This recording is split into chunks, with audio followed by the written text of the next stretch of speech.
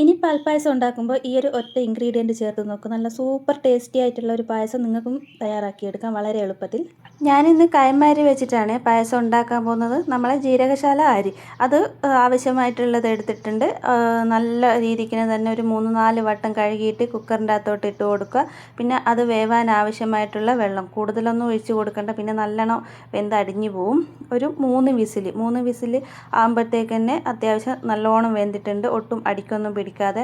പിന്നെ ഇതിൻ്റെ അകത്ത് ലൈറ്റിൻ്റെ ഒരു പ്രശ്നം കൊണ്ടാണെന്ന് തോന്നുന്നു ചെറുതായിട്ടൊരു യെല്ലോ കളർ കാണുന്നുണ്ട്, പക്ഷേ ഇത് യഥാർത്ഥത്തിൽ വൈറ്റ് ആയിട്ട് തന്നെയാണ് ഉള്ളത്. അങ്ങനെ പിന്നെ ഇതിൻ്റെ അകത്തേക്ക് ഞാനൊരു 1 ലിറ്റർ പാലാണ് ഒഴിച്ച് കൊടുത്തത്. പാലൊഴിച്ച് കൊടുത്തിട്ട് നന്നായിട്ടൊന്ന് ഇളക്കി കൊടുക്കുക. ഇനി ഇതിനെയും കൂടെ നമ്മൾക്ക് ഒന്ന് നല്ലോണം തിളപ്പിച്ചെടുക്കാം.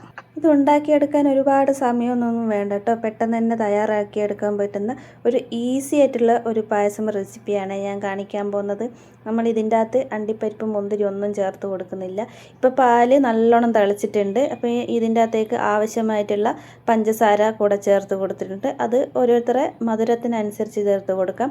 പിന്നെ ഇത് മധുരം ബാലൻസ് ചെയ്യാൻ വേണ്ടിയിട്ട് ഒരല്പം ഉപ്പ് കൂടെ ചേർത്ത് കൊടുത്തിട്ടുണ്ട്. ഇനിയാണ് നമ്മളെ ആ ഒരു സീക്രട്ട് ഇൻഗ്രീഡിയൻ്റ് എന്ന് പറയുന്നത് നമ്മളെ ഈ ഗ്രാമ്പു, അതൊരു 6-7 എണ്ണം ചേർത്ത് കൊടുത്തിട്ടുണ്ട്. ഇത് ഈ ഒരു സമയത്ത് ചേർത്ത് കൊടുത്താൽ മതി. അപ്പോൾ നല്ലോണം അത് ഇട്ടിട്ടൊന്ന് നല്ല രീതിയിൽ തിളപ്പിച്ചെടുക്കുക. നല്ല ടേസ്റ്റ് ആയിരിക്കും കേട്ടോ. നമ്മളിത് സെർവ് ചെയ്യുന്ന സമയത്ത് എടുത്ത് മാറ്റി കൊടുത്താൽ മതി. അപ്പോൾ പാലിലൊക്കെ നല്ലോണം തിളച്ച് വന്നിട്ടുണ്ട്. പിന്നെ ഇതിൻ്റെ അകത്ത് ചേർത്ത് കൊടുക്കേണ്ടത് ഏലക്കാപ്പൊടിയാണ്.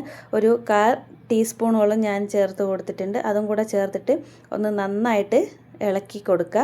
പിന്നെ ഇതിൻ്റെ അകത്ത് അണ്ടിപ്പരിപ്പ് മുന്തിരി ഒന്നും ഞാൻ ചേർത്തിട്ടില്ല. ഇതൊന്നും ചേർക്കാതെ തന്നെ നല്ല ടേസ്റ്റ് ആയിരിക്കും ഈ ഗ്രാമ്പു ഇട്ട് കഴിഞ്ഞാൽ. ഇപ്പോൾ ഇതൊക്കെ ഞാൻ അടുപ്പത്തുനിന്ന് മാറ്റി വെച്ചിട്ടുണ്ട്.